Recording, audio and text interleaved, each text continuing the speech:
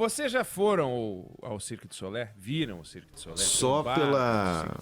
Só pelo TV, mundo virtual, né?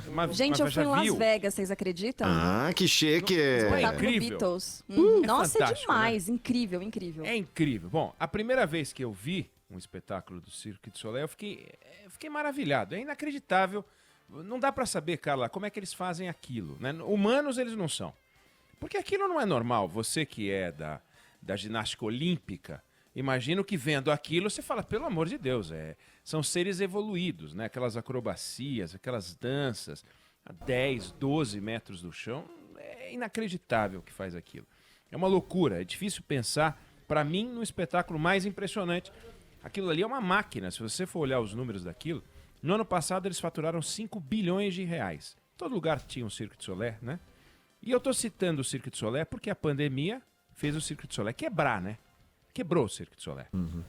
Quebrou. Em março eles já tinham dispensado quase todos os artistas, porque o distanciamento social provocado pela Covid-19 não tinha mais aglomeração em lugar nenhum, não podia juntar mais do que não sei quantas pessoas em lugar nenhum. Acabou o Cirque du Soleil, acabou. Aí nessa semana, acho que foi anteontem, terça-feira, eles anunciaram com a província de Quebec um investimento de 200 milhões de dólares, e aí a província de Quebec vai virar acionista, para não quebrar de vez, né? Ou seja, o negócio fez água. E eu estou citando o Cirque du Soleil porque eu li essa notícia e eu fiquei triste, a notícia desse investimento e tal, bacana, estão tentando salvar, mas eu fiquei triste. Eu acabei não falando nada porque a gente fica envolvido com um monte de discussão que parece mais importante e aí meio que essa notícia passou. E o Cirque du Soleil é um exemplo do que está acontecendo no mundo todo, né? Empresas de todos os tipos, de todos os tamanhos estão quebrando. E muitas empresas de todos os tipos e de todos os tamanhos ainda vão quebrar.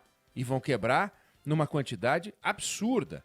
Vão quebrar empresas canadenses, como o Cirque du Soleil, vão quebrar empresas americanas, estão quebrando já, francesas, italianas, empresas inglesas. Mas, gente, vão quebrar empresas brasileiras, já estão quebrando empresas brasileiras. Aí vem a pergunta, será que a gente aqui no Brasil está levando essa discussão com a seriedade que o tema exige da gente? Será mesmo que a gente tem discutido nesse país aquilo que é mais importante? A gente não está se perdendo num debate imbecil, ou em alguns debates imbecis. Tem um debate que para mim é o mais imbecil de todos, é ver gente falando, eu defendo a vida, eu defendo o trabalho, eu defendo... pelo amor de Deus, é óbvio que a vida é mais importante do que qualquer coisa, mas eu não vejo as nossas autoridades, os nossos políticos, aqueles caras se comportando como se eles estivessem mesmo preocupados ou comprometidos com uma saída para o buraco em que a gente está se enfiando. Mas é um buraco monumental. Quando eu vejo o presidente da República discutindo que o problema dele é ter informação sobre a Polícia Federal, que ele quer mudar o superintendente da Polícia Federal do Rio, sabe? Mudar o... sabe? Que ele quer trocar o diretor da Polícia Federal. Eu fico me perguntando se ele sabe o que está acontecendo. Quando eu escuto o presidente da República defendendo o uso de cloroquina, no momento em que a Organização Mundial da Saúde baniu os estudos sobre o medicamento porque ele não funciona para a Covid-19, países sérios proibindo o uso da cloroquina, proibindo para a Covid-19, eu fico me perguntando se ele tem ideia da encrenca em que a gente está se metendo, ou já se meteu.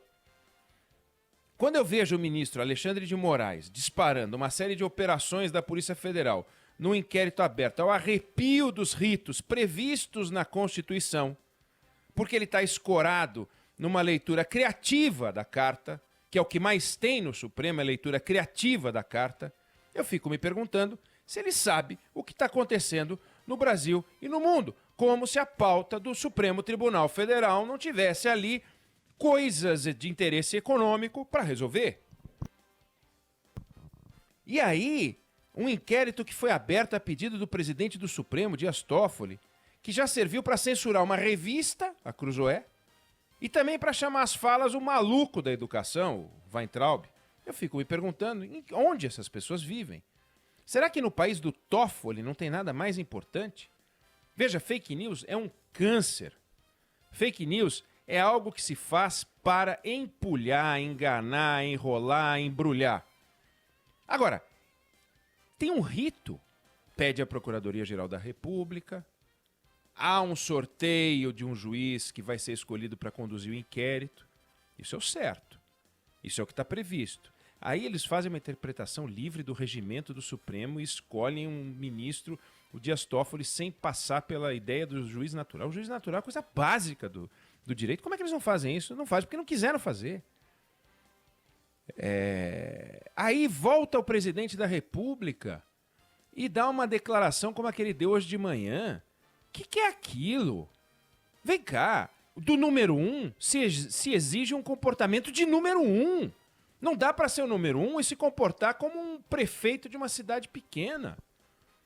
Não é possível. Nós temos 5.570 prefeitos, mas só tem um presidente da República. A régua é mais alta. Só tem um Usain Bolt, só tem um Pelé. Essas pessoas têm que ser cobradas num padrão mais elevado. O presidente da República, cobra-se dele um comportamento diferenciado. Não dá pra gente ser tolerante com o presidente da República, como pode ser tolerante com um prefeito. Mas é um prefeito de uma cidade pequena, de 10 mil habitantes, não tem tanta experiência e tal, mas ele é presidente da República, 57 milhões de votos. Como ele fala chega para o Supremo Tribunal Federal? Não, chega, não vai ter mais. Não existe isso. Agora, como é que no Supremo Tribunal Federal fazem o que estão fazendo? Mas o que é isso? Cadê o Congresso Nacional dedicando tempo para limpar a pauta, aprovando em velocidade de coronavírus, porque o coronavírus é rápido. É rápido. Se tem alguma coisa acontecendo rápida no Brasil, é o avanço do coronavírus e no mundo. Por que a gente não copia o coronavírus e avança as pautas para destravar o Brasil? É marco do saneamento, é privatização da Eletrobras, independência do Banco Central, reforma administrativa, reforma tributária, extinção dos fundos públicos. A lista é longa. Cadê o esforço dessa gente que recebeu o nosso voto e não resolve o problema? Vem chumbo grosso pela frente. Saíram dados do desemprego ontem, saíram novos dados do desemprego hoje. Todo o emprego gerado de janeiro de 2019, quando o presidente Bolsonaro tomou posse, até o final do ano, foram anulados. Toda a geração de emprego foi anulada. Era 12,7 o desemprego em janeiro de 19, caiu para 11 e agora é 12,6. Pronto. E subindo, porque o dado vai até abril de 2020. Nós já estamos praticamente em junho. Imagina o que aconteceu em maio. Foi um desastre. Então, vem chumbo grosso. Não cabe malabarismo do tipo Cirque du Soleil na administração pública. O Luiz Eduardo Assis, colunista do Estadão, ele escreveu essa semana que não tem espaço para cloroquina econômica, que é enganação. Ficar tentando, o dinheiro acabou, né? Já deu, não dá mais para ficar vendo presidente e governador para descobrir, um jogando no colo do outro, quem é que tem responsabilidade pela crise. A responsabilidade pela crise é do coronavírus. A responsabilidade deles é para nos tirar da crise. E se, por um lado, o presidente não faz nenhum movimento admirável para se aproximar da solução do problema, a não ser uma reunião, que, aliás, a Band fez questão de elogiar, porque ele tomou a iniciativa de fazer. Por outro lado, também eu não vejo os governadores se mexerem para se aproximar do presidente. O presidente está fazendo as coisas erradas. Isso só é DDD. E não se aproxima. Eu não estou falando de aproximação para formar um bloco. Vamos se nos unirmos, né? Não é isso. Mas não é possível que a gente não consiga tirar disso um pacto informal para tirar o Brasil do caos a um custo menor, porque vai ter um custo e ele vai ser alto. Todos os países caíram, todos os países ainda vão cair mais. O tombo é coletivo, mas vão se levantar e voltar a ficar de pé, e não sobre quatro patas como a gente está, porque a gente está vendo uma discussão de gente que se comporta como se tivesse pata. Só vão se levantar e voltar a ser bípedes aqueles cujos governantes tiverem maturidade. O Rodrigo Maia chegou até a falar em maturidade num discurso que ele fez, pediu o fim da briga. Ok, bacana, belo discurso, mas são palavras. A gente precisa de ação. Falar bonito, legal. Falar grosso, também. Para mim, tanto faz. O cara quer ser grosso, quer ser desbocado, quer falar palavrão, quer gritar. Eu já não ligo mais. Falar bonito e não resolver, gritar e não resolver, para mim é a mesma porcaria. Porque o que a gente está vendo é gente falando bonito de um lado, gente gritando do outro, ninguém resolve. As falências vão correr soltas. O desemprego que já aumentou vai aumentar muito. A pobreza vai aumentar pelo menos 50%. 50%. Gente, onde tem 2 vai ter 3 até o final do ano. Miseráveis. Onde tem 2 vai ter 3. Até o final do ano. Visão conservadora, segundo alguns. E aí, como é que a coisa vai ficar? Hoje a gente vai conversar com o Ricardo Gallo, nosso colunista, almoço grátis. Ele está lá tentando encontrar uma maneira educada de dizer que a crise é um desastre. Quando eu vejo que os personagens da semana foram blogueiros e Roberto Jefferson, sabe? Roberto Jefferson... Quem é Roberto Jefferson, sabe? Quem são esses blogueiros? Será que eles realmente estão fazendo um mal? Estamos atentado contra o Brasil? Atentado contra o Brasil é o desastre em que a gente está se metendo. É o desemprego. É uma tragédia nacional. O desemprego é uma tragédia nacional. Desorganiza a sociedade, as empresas quebrando. O dinheiro não chega nas pequenas empresas. O dinheiro não chega. 80% das empresas aí estão precisando de dinheiro e 80 e tantos por cento das que pediram dinheiro não conseguiram no sistema financeiro. E aí como é que fica isso? O que adianta ter uma linha de crédito e o sujeito não consegue pegar? Precisando de 10 mil, 5 mil. Não é precisando de 100 milhões. Não tem dinheiro. Aí vem o general Augusto Heleno, do Gabinete de Segurança Institucional. Não vamos entregar o telefone do presidente. E se tiver o telefone do presidente, vai ser uma crise institucional. Por que ele tem que dar palpite se vai entregar o telefone do presidente? Quem é que pediu o telefone do presidente? Pediram o telefone do presidente, o ministro do Supremo mandou ouvir a PGR. Vê aí, vocês acham que tem que entregar o telefone do presidente? Aí a PGR vai dizer, não tem que entregar, é isso que vai acontecer. Aí ele já começou a fazer um carnaval, é todo mundo nervoso. Sabe, se você começar a colocar aqueles medidores de pressão, tá todo mundo com 16/10. Esse bando de doido, parece doido. Não tem um equilibrado. Aí você vai para o Rio de Janeiro, vê o governador com denúncia de corrupção. Você fala, mas peraí, esse já não foi preso? Não, esse é outro. Mas outro? Não é o outro. É o outro do outro. É outro. Não é o Pezão que você está falando? Não, do Cabral, da Rosinha. O que é isso? Então, ou a gente se emenda e começa a cobrar desse povo, e eu estou chamando desse povo, não é o nosso, não somos nós, não. É esse povo que a gente elegeu. É o senhor Jair Bolsonaro, é o senhor João Dória. Do Witzel não dá para pedir nada, ele está tentando se safar lá. Mas... sabe, é o governador de Minas Gerais, que falou que era o novo. O que ele está fazendo de novo, o governador de Minas Gerais? De novo. Sabe, é o governador de Pernambuco, do Ceará, do Rio Grande do Sul, de Santa Catarina, de Goiás. Gente, vocês têm responsabilidade. Vocês foram eleitos, vocês prometeram em 2018 que iam cuidar do Brasil. Aí vocês estão brigando com o Bolsonaro. E o Bolsonaro brigando com vocês. Sabe? Aí agora o Supremo também está brigando com o Bolsonaro, e o Bolsonaro brigando com o Supremo, e o general Heleno brigando com o coronel não sei das quantas. Não dá. A gente vai pro buraco.